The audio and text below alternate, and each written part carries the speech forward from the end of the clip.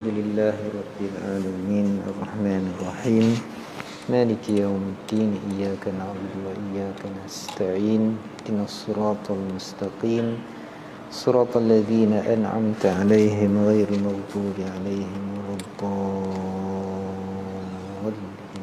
آمين رب اشرح لي صدري ويسر لي أمري واحلل عقدة من لساني يفقه قولي اللهم افتح علينا حكمتك وانشر علينا من خزائن رحمتك يا أرحم الراحمين اللهم اجعلنا من عبادك الشاكرين الذاكرين الحامدين العابدين المخلصين المستغفرين يا الله يا أرحم الراحمين اللهم إنا نعوذ بك من البرص والجنون والجزام ومن سيء الأسقام أما بعد الحمد لله syukur pada Allah Subhanahu wa taala kerana diberikan kelapangan pada kita pada malam ni. Mudah-mudahan Allah Subhanahu wa taala kurniakan juga bagi kita segala kebaikan, kerahmatan, keberkatan di dunia dan juga di akhirat esok lebih lagi.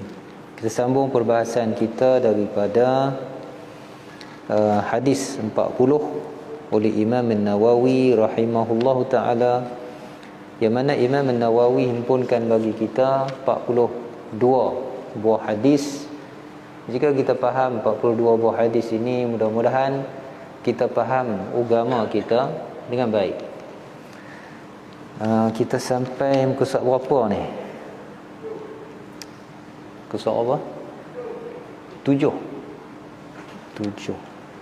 Oh, awal lagi.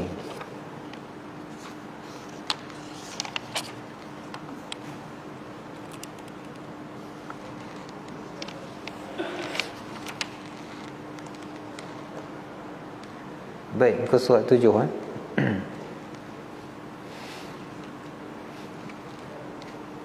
Nombor 10 kot. Nombor 10. Okey. Masih lagi hadis yang pertama, iaitu berkaitan dengan niat. Innamal a'malu binniyat wa innama likulli imri'in ma nawa. Kita dah bincang tentang makna niat. Apa beza antara niat dengan bercakap dengan mulut, talaffuz, melafazkan dengan mulut, beza bukan niat. Kita dah bincang beza antara niat dengan bercakap dalam hati, itu pun berbeza juga. Kita bincang dah niat dan juga yang disebut sebagai ilham, kita bezakan sikit. Kemudian kita malam ni insya-Allah kita masuk kepada ungkapan yang kedua. Ungkapan yang kedua daripada hadis ni, Nabi SAW sebut kepada kita, wa innama likulli imri'in ma nawa. Dan sesungguhnya bagi setiap orang apa yang dia niatkan. Ungkapan yang pertama, setiap amalan terima ataupun tolak dengan niat. Ungkapan yang pertama, mana kita buat satu perkara tu kena niat dia. Niatnya betul, beroleh pahala. Maksud diterima oleh Allah Ta'ala, dijadikan ibadah. Bila niat tak betul, ditolak oleh Allah Ta'ala, pahala mungkin berkurang, maka ia mungkin tak dijadikan sebagai ibadah. Sekarang ni ungkapan yang kedua, bagi setiap orang apa dia niatkan. Maksudnya berapa banyak ataupun setara mana niat itu betul, maka setara itu Allah Ta'ala ganjarkan kepada seseorang manusia tu. Setara mana niat dia tu, setara itulah pahala. Kalau niatnya ikhlas betul, maka pahalanya pun sempurna. Kalau niatnya campur-campur, maka setakat mana yang kerana Allah telah dapat. Kalau niatnya 100% tak ada langsung kerana Allah Ta'ala, tak ada langsung nak pahala, tak ada langsung takut ke neraka apa, tak ada langsung, maka tak ada lah di situ pahala. Gitu kan. Kita makan contohnya, kita makan, ada tak niat, ada tak rasa kan niat tu kita punya tujuan untuk makan tu supaya nanti kita boleh beribadah kepada Allah. Ada tak? Makan untuk kenyang tu confirm dah. Bila lapar confirm makan nak kenyang kan. Tapi ada tak di sebalik nak kenyang tu, ada dalam hati tu makan tu kerana nanti nak bagi badan sihat? Ada tak? Kalau ada, setara mana? Payahlah kita nak tahu berapa kan. Tapi hadis ni, ungkapan yang kedua ni, setara mana niat tu, setara itulah dia dapat pahalanya. Itu faham daripada ungkapan ni. Sebab tu kalau kita tengok dalam apa ni, dalam hadis-hadis yang lain, hadis yang bawah pun kita nak baca juga, dia cerita tentang pahala yang Allah Ta'ala berikan tu dia berbeza-beza antara seorang manusia dengan seorang manusia yang lain. Perbezaan tu mengapa? Antaranya ulama sebut berdasarkan kepada niat kita. Itulah pentingnya niat. Macam kita pakai face mask ni kan. Sebab apa pakai face mask ni? Takut kena saman? Sekadar sebab apa pakai? Takut kena saman. Kita memang tak pakai dah. Tapi orang rumah peringat 1000 bang, 1000 ayahnya pakai lah. Takut 1000 kan? Tak dapat pahala. Tak ada pahala. Tapi bila pakai face mask ni, takut 1000 takut kan lah. Itu yang dia pakai kemas betul tu. Kalau tidak dia jadi apa ni, dia jadi borah je kan, dia jadi pelitup dagu. Takut 1000 takut juga. Tapi di samping dia takut 1000 tu, dia teringat juga ini tanggungjawab dia. Dia pakai ni tanggungjawab dia supaya tak menjadi sebab menyebarnya penyakit. Contoh kan, kerana agama tak bagi kita ni memudaratkan, la darar wala dirar. Dapat tak pahala tu? Oh dapat gitu kan. Semua tu balik ke mana tu? Balik niat kita. Balik pada niat kita. Nak tidur samalah, nak tidur, nak masuk bilik ayah, nak apa ni malam Jumaat ni cerita macam-macam kan. Kita buat tu kerana apa? Jika sampai kepada Allah ada sikit kerana Allah Ta'ala, boleh pahala sikit tu lah. Kalau banyak kerana Allah, banyaklah pahalanya. Kalau 100% ikhlas tu, 100% lah pahalanya dapat diganjar oleh Allah Subhanahu wa Ta'ala. Ungkapan ini membayangkan kepada kita bahawa ganjaran yang Allah berikan kepada hamba-Nya adalah berdasarkan niat. Malah dengan berniat saja, maka seseorang telah diberikan ganjaran oleh Allah Ta'ala. Itu besar niat tu dah. Kita berniat saja, Allah beri dah pahala. Kita niat, Allah beri dah pahala. Mana niat nak buat baik lah. Kan niat nak buat tak baik, niat tak buat. Niat nak buat benda baik, yang tak baik, itu cerita lain. Ini hadis Nabi SAW sebut kepada kita. Nabi kata, innallaha katabal hasanat wasayyiat. Sesungguhnya Allah Subhanahu Wa Taala dia dah tentukan yang baik dan yang buruk, kebaikan dan keburukan. Allah tentukan. Adalah beberapa perkara yang Allah tak tentukan, tapi secara umumnya Allah tentukan. Semayang baik, taat ibu bapa baik, taat kepada peraturan baik. Yang tak baik pun Allah tentukan dah kan. Mengumpat tak baik, berjudi tak boleh, berzina haram ya. Secara umum Allah tentukan. Kemudian Nabi kata summa bayyana zalik, kemudian dia menerangkannya. Allah terang pada kita lebih jelas lagi. Ini nak terang tentang apa? Berkait dengan tara mana pahala. Faman hamma bihasanatin, barang siapa yang berniat untuk kebaikan, dia nak buat benda baik, falam ya'malha, lepas tu dia tak buat. Maksud tak buat ni dia terhalang. Dia nak buat tapi terhalang. Macam malam ni kita niat balik sehari, kita nak semayang dekat rumah sebelum kita tidur. Contohnya semayang masjid, semayang dah, tapi balik kau nak semayang solat witir pula sebelum nak tidur. Tengok balik terus tidur, tak semayang kita apa pun. Boleh tak pahala niat? Boleh tak pahala nak semayang ni? Boleh dah. Itu maksudnya. Man hamma bihasanatin falam ya'malha. Barang siapa dia niat nak buat benda baik, lepas tu dia tak buat. Tak buat kerana apa? Kerana terhalang. Maka katabahallahu indahu hasanah kamilah. Allah Ta'ala tulis baginya Kalau dalam hadis ni dia pakai lafaz fi'il madhi, fi'il dah lepas. Fi'il dah lepas. Nak cerita kata apa? Pasti. Gitu lebih kurang pasti. Sama macam kita sebut kan, sahabat, bila habis sebut sahabat apa kita sebut? Radhiyallahu anhu, gitu tak? Kalau kita sebut orang dah mati, kita kata apa? Rahimahullah. Radhiya, rahimah, itu fi'il madhi, fi'il dah lepas. Adakah Allah dah lepas redha, sekarang Allah tak redha dah? Tak. Adakah Allah dah rahmat dulu je orang yang mati tu, lepas tu Allah tak rahmat dah? Tak. Maksudnya apa? Nak menguatkan. Kita minta Allah redha bagi sahabat sungguh-sungguh. Kita minta Allah rahmat orang yang mati tu sungguh-sungguh. Itu maksud. Sebab tu dalam lafaz hadis ni, wallahu a'lam, dipakaikan katabahallahu indahu hasanah kamilah. Bila kita faham terjemahnya, pastinya Allah Ta'ala tulis bagi dia satu pahala yang penuh. Gitu kan. Esok kita niat nak mari awal masjid.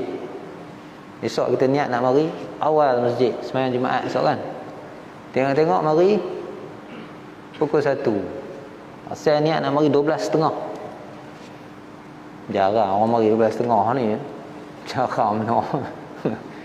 Kadang saya bagi tazkirah sebelum Jumaat ni kan. Mari 12.30 untuk siap je lah. Kan? Kita azam nak mari 12.30 esok. Tengok-tengok mari pukul 1 juga. Dapat tak pahala? Kalau terhalang, Allah Ta'ala beri pada kita pahala. Penuh katanya. Satu pahala penuh. Wa in hamma biha fa'amilaha katabaha Allahu indahu 10 hasanatin ila 700 dhi'fin ila adha'afin kathirah. Jika dia berniat dia nak buat perkara baik tadi, lepas tu dia buat, maka Allah Subhanahu wa taala tulis di sisinya kurang-kurang 10 kebaikan.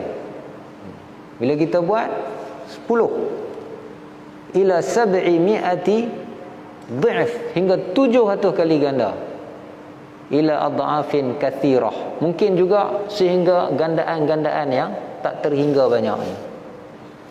Kata ulama 700 ni, sebab apa disebut 700 700 ni? Kerana melihat kepada pahala sedekah. Lihat kepada pahala sedekah. Sebab orang sedekah ni diibaratkan, Quran sebut kan, diibaratkan seperti satu pohon. Naik daripada pohon tu ada 7 sumbulat, ada 7 tangkai. Fi kulli sumbulatin 100 habbah. Pada setiap tangkai tu ada 100. Jadi ada berapa tu? 1 kali 7 700.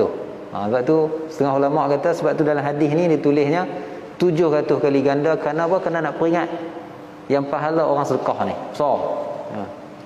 Kemudian disebutnya ila adhafin kathirah, hingga kan gandaan yang tak terkira banyaknya. Itu nak cerita tentang apa? Antaranya pahala puasa. Antaranya pahala puasa. Kerana kalau pahala puasa ni, Nabi SAW sebut dalam hadis, Nabi kata, hadis qudsi, Nabi kata, Allah Ta'ala sebut, Allah Ta'ala firman, as-sawmu li wa ana ajzi bih. Puasa untuk aku yang balas. Berapa? Tak cerita.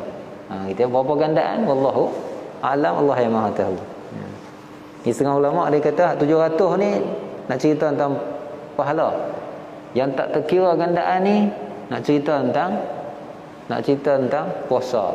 Tapi sebenarnya wallahu a'lam, Allah maha kuasa. Apa jua ibadat kita buat, Allah Ta'ala berhak untuk ganda atau mana hak dia nak bagi berdasarkan kepada niat. Kemudian hadis ni kata, wa in hamma bisayyi'atin, barang siapa yang dia niat nak buat jahat, falam ya'malha, lepas tu dia tak buat. Sebab apa dia tak buat?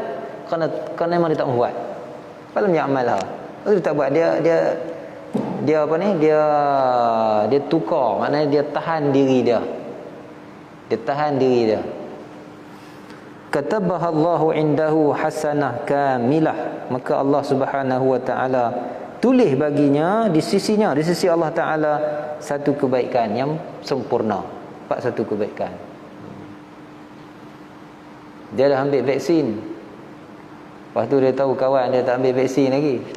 Memang dia nak apa? Kan? Memang dia nak pelekeh kan? Tak ambil vaksin kan? Memang dalam hati tu nak pelekeh kan? Sampai-sampai kat kawan dia kata tak baik ni, tak hadiah. Kan? Waktu tu dapat pahala tak? Dapat pahala. Gitu kan? Terniat benda tak baik, lepas tu kita batalkan dia. Maka di situ Allah Ta'ala beri pahala kepada kita. Tuan-tuan, vaksin ni jangan ekstrim lah nah. Vaksin ni kalau dah ambil janganlah ekstrim. Kalau yang tak mahu vaksin pun jangan ekstrim juga. Dua-dua jangan ekstrim. Risau kita sekarang. Tak tahulah ambil ke tak ambil lagi kan. Tapi rata-rata dah ambil lah sekarang ni. Rata-rata dah ambil. Tuan-tuan ambil ke tak ambil, jangan ekstrim, tu je. Jangan melampau. Ada yang melampau, tolak sangat vaksin. Sampai boleh sebut kat isteri dia, kalau mau ambil, tolak. Ni berlaku ni. Kan? Tak mau sangat vaksin ni kan? Kan? Kalau isteri dia ambil vaksin,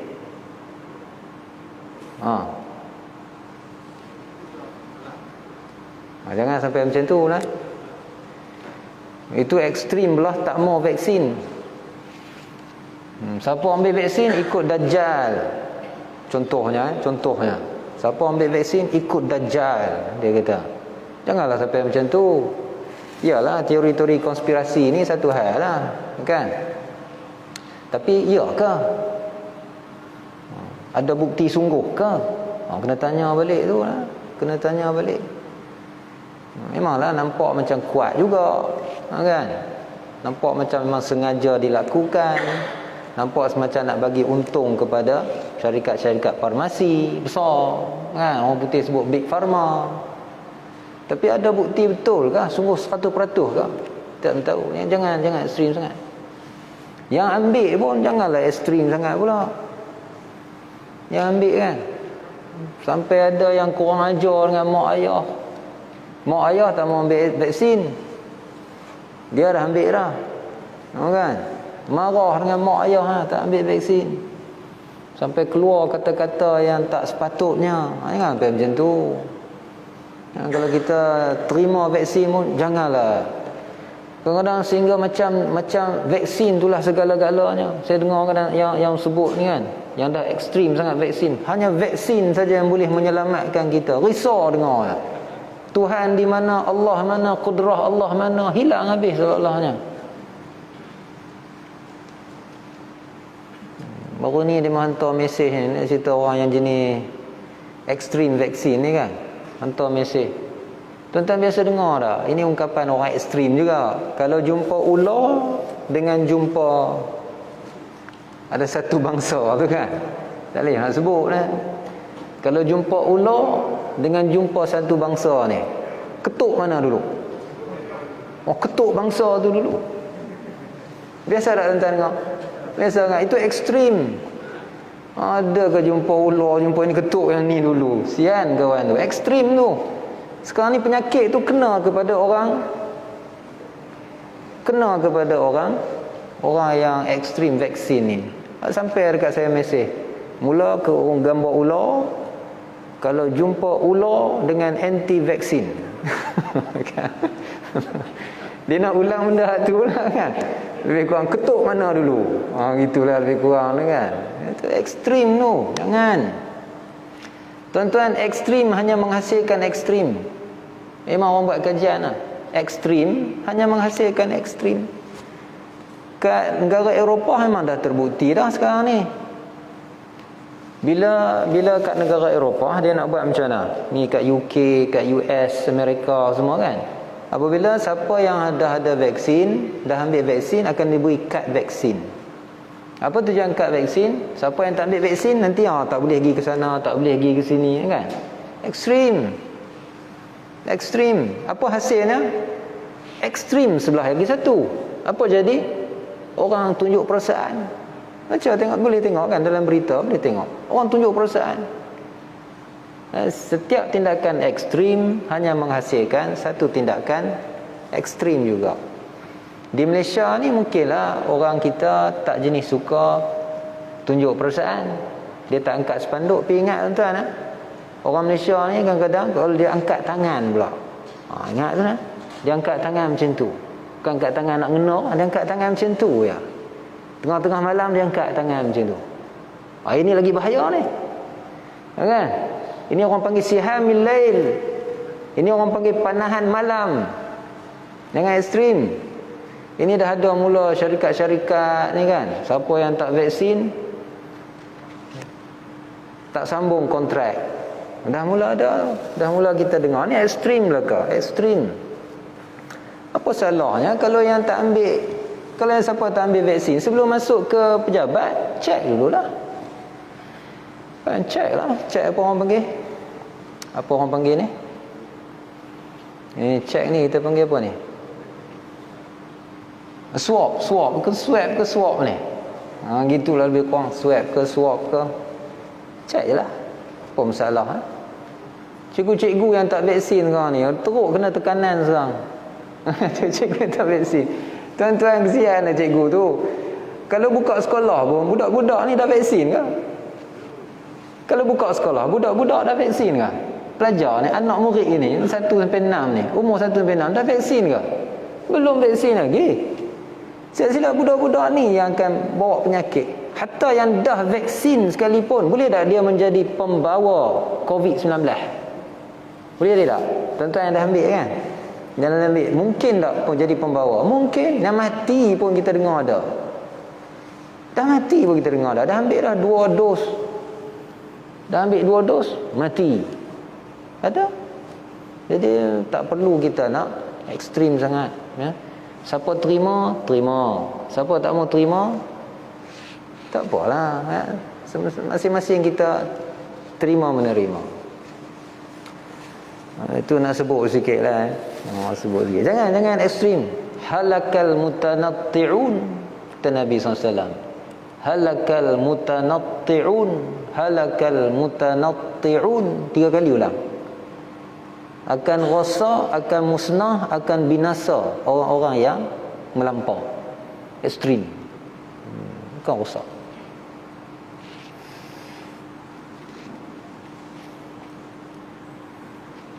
Tengok Taliban kali ni dia mari macam mana? Taliban 20 tahun dulu lain lain lah. Kalau siapa yang rajin ni lah, suka tengok berita-berita luar negara ni kan, Taliban waktu mula-mula tahun 2000, sebelum 2001, sebelum Amerika invade, sebelum Amerika masuk balik kan, Taliban merintah. Nampak macam kan? Kali ni macam mana? Dia berubah sikit dah. Dia berubah dah. Kenapa? Kerana ekstrim dia, kita nampak pun ekstrim. Kerana ekstrim hanya akan menghasilkan ekstrim.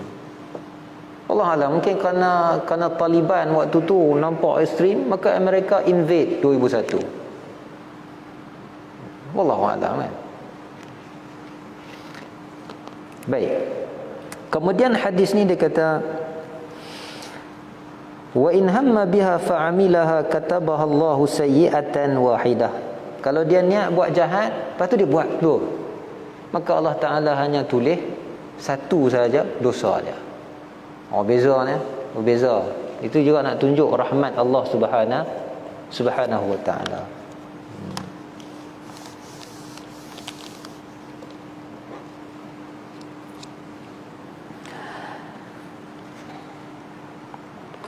Ganjaran diberikan dengan niat tanpa perbuatan juga digambarkan dalam hadis berikut. Kita sebut tadi orang yang berniat nak buat baik, lepas tu dia tak buat kerana ada halangan apa semua, Allah beri pada dia pahala. Antaranya yang hadis kita baca tadi, dan juga hadis yang kedua, dan banyak lagi hadis yang lain.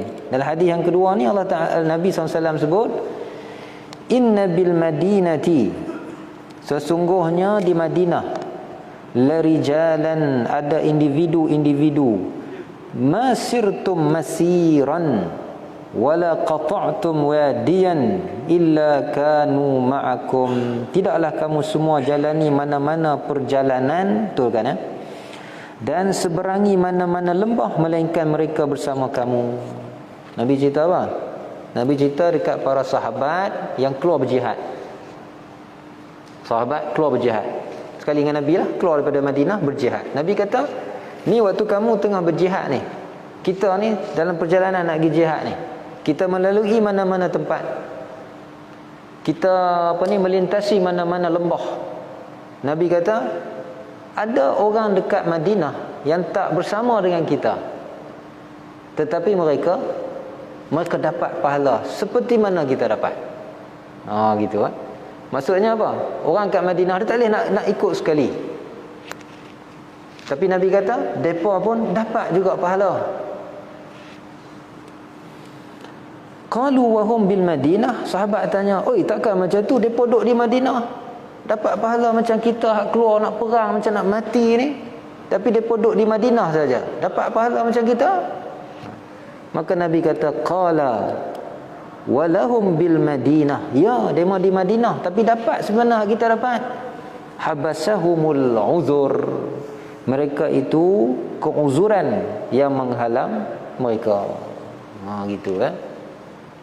Jadi nak tunjuk penting niat ni.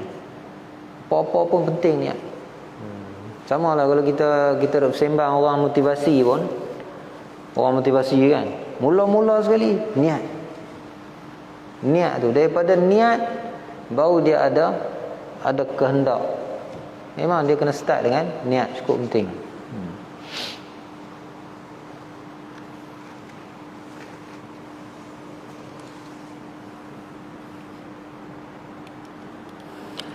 Sebahagian ulama menetapkan bahawa amalan kebaikan tidak memerlukan niat untuk diberikan ganjaran. Ini saya sajalah sebut di sini, ada pandangan setengah ulama.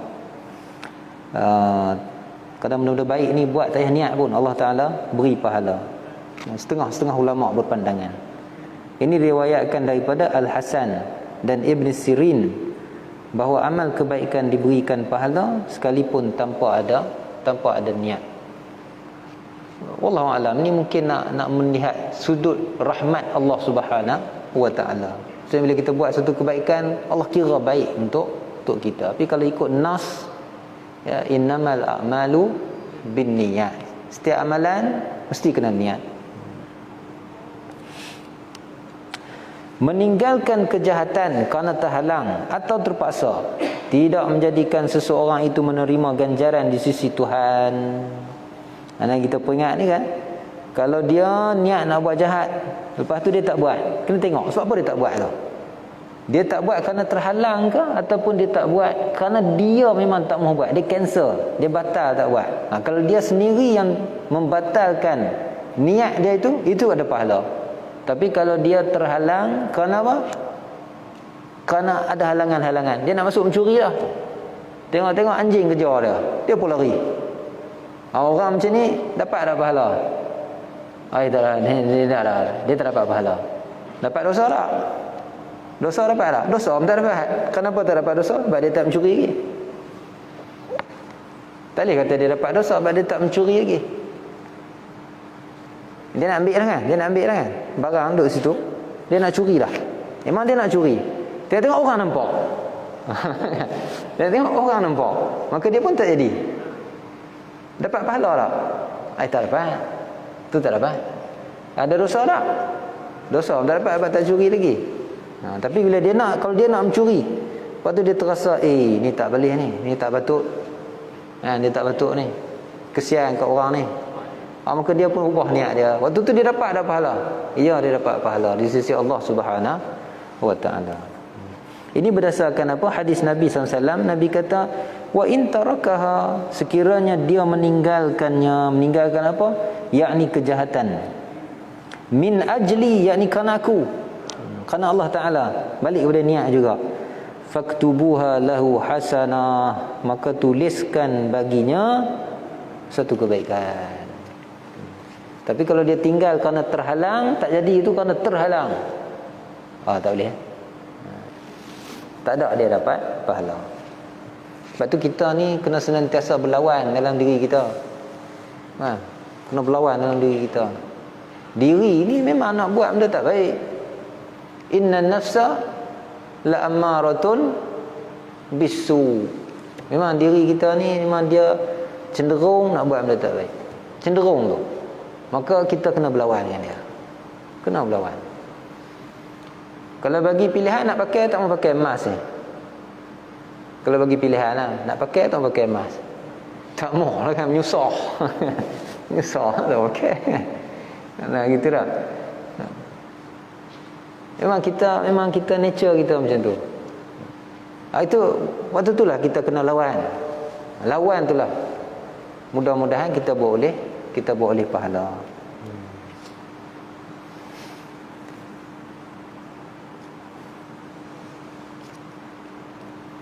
Nak makan manis ke nak makan tak manis? Manis lagi sedap ke tak manis lagi sedap?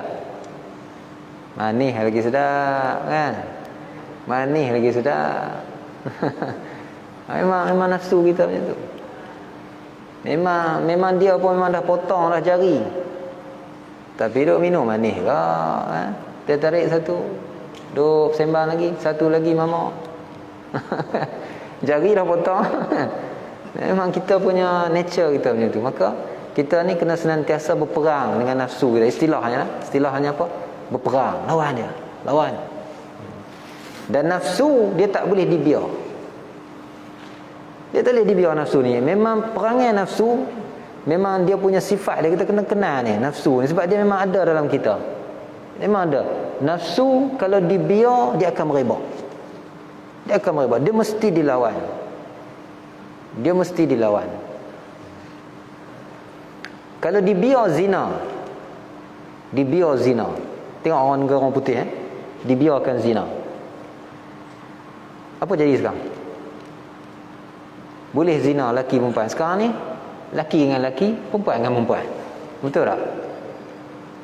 Gitu Dibiar pula, laki boleh dengan laki, perempuan boleh dengan perempuan. Tengok tak lama lagi. Dia tak berhenti kat situ. Dia nak lebih lagi. Apa dia nak lebih lagi? Dia nak dengan binatang pula. Percayalah. Percayalah. Kerana nafsu, nature dia macam tu. Unless kita lawan dia. Dan memang itu adalah kita punya, memang kita punya tanggungjawab yang Allah beri kepada kita. Memang kena lawan. Kena lawan. Tak boleh biar. Manis memang sedap, kita lawan. Cukuplah 2 sudu. Cukup 2 sudu. Kalau kita biar, esok nak 3 sudu. Esok nak 4 sudu. Tak apalah ustaz, potong kaki pun tak apa. Saya sembang dengan orang kan. Dia kena gaut. Dia kena gaut. Tak pantang makan ke tuan? Tak pantang makan ke? Tak payahlah ustaz. Kalau pantang, kalau tak pantang, sakit badan, gaut. Silap makan memang kena lah. Kalau tak pantang, sakit badan. Kalau pantang, sakit hati. Sakit hati maksudnya, yalah kan, nak melawan makan tu kan. Jadi dia kata, lantak lah ustaz, kan? Kalau saya sakit, saya telan je ubat. Kalau kita kalah, memang dia nafsu dia akan menguasai. Itu memang nature yang Allah Ta'ala jadikan nafsu kita. Dia mesti dilawan, mesti dikekang dia, halang dia. Kita biasa-biasa ngalah, kita halang kan. Contoh hari ni nak makan apa? Ejah sikit, jangan makan nak tu. Kan, kita tekan dia sikit, bukan tekan banyak pun. Kan, hari ni nak makan apa? Hari ni nak makan kari pak petang. Tukar. Jangan makan kari pak, makan benda lain kan? Kaedah nak lawan dia, nak tekan sikit dia. Tekan dia supaya dia ikut kita, bukan kita ikut dia. Kena biasa macam tu Yang ke-13, niat boleh dipelbagaikan. Niat boleh dipelbagaikan. Dalam mazhab Syafi'i, satu ibadat boleh dipelbagaikan niatnya. Ini istilahnya dalam bab fiqh disebut sebagai ishtirakun fin niyyah. Masuk dah. Oh, saya duk perasan 8. Masuk dah, kita nak berhenti lah ya. Ini insya-Allah kita sambung bulan depan insya-Allah. Tak maaf ni, tak perasan. Rasa macam 8.30 lebih. Jadi kita berhenti sekadar tu dulu. Yang baik daripada Allah Subhanahu wa taala, yang kurang minta maaf banyak. Qul qouli hadza astaghfirullahal azim li wa lakum. Assalamualaikum warahmatullahi wabarakatuh. Bismillahirrahmanirrahim. Allahumma zidna ilma ya Allah warzuqna amala bih. Rabbana hab lana min azwajina wa dhurriyyatina qurrata a'yunin waj'alna lil muttaqina imama. Allahumma irfa'na al-'azab, Allahumma irfa'na al-bala, Allahumma irfa'na al-waba bi rahmatika ya arhamar rahimin. Wa sallallahu wa sallam alaihi walhamdulillahi rabbil alamin. Taqabbalallahu minkum.